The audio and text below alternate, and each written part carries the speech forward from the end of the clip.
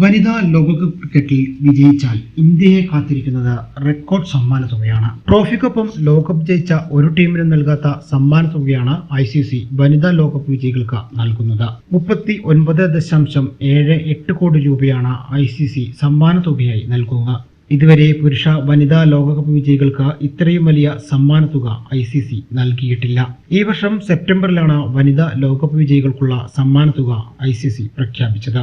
വിജയികൾക്കുള്ളതുൾപ്പെടെ ആകെ 13.88 million US dollar, അതായത് 123 കോടി രൂപ മൂല്യമുള്ള സമ്മാനങ്ങളാണ് ICCയുടെ പ്രഖ്യാപനത്തിലുള്ളത്.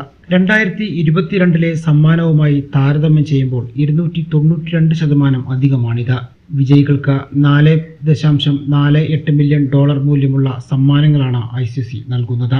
കഴിഞ്ഞ വർഷവുമായി താരതമ്യം ചെയ്യുമ്പോൾ ഇത് 239% അധികമാണ്.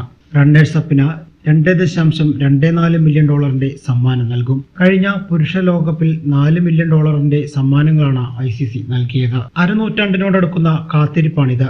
ഇതിനിടെ ഇന്ത്യയുടെ പുരുഷ ക്രിക്കറ്റ് ടീം 2 തവണ വീതം ഏകദിനത്തിലും T20യിലും ലോക രാജാക്കന്മാരായി. പക്ഷേ ഇക്കാലം അത്രയായിട്ടും ഏകദിനത്തിലോ കുട്ടി ക്രിക്കറ്റിലോ റാണിമാരായി വാഴാൻ വിമൻ ഇൻ ബ്ലൂവിനായിട്ടില്ല. ഫൈനലെത്തിയപ്പോഴെല്ലാം തോൽവിയായിരുന്നു ഫലം. ഏകദിനത്തിൽ 2ഉം T20യിൽ ഒരു വട്ടവും കിരീടത്തിനരികിലേക്ക് ഉയർന്ന നിരാശയുടെ പടുകുഴിയിലേക്ക് പതിച്ചു. അതെല്ലാം മായ്ച്ച് നവി മുംബൈയിലെ DY പാട്ടീൽ സ്റ്റേഡിയത്തിന്റെ ആകാശത്ത് ഞായറാഴ്ച രാത്രി ഒരു വിജയ നക്ഷത്രം ഉദിക്കുന്നത് കാണാൻ കാത്തിരിക്കുകയാണ് 145 കോടി ഇന്ത്യൻ ജനത.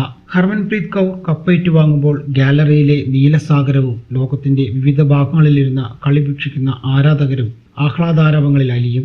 2025 ദക്ഷിണാഫ്രിക്കയിൽ നടന്ന ലോകകപ്പ് ചരിത്രത്തിലാദ്യമായി ഇന്ത്യ ഫൈനലിലെത്തി. മിതാലി രാജ് നയിച്ച സംഘത്തിന് പക്ഷേ ഓസ്ട്രേലിയയ്ക്ക് മുമ്പിൽ കിരീടം അടിയറവെക്കേണ്ടി വന്നു.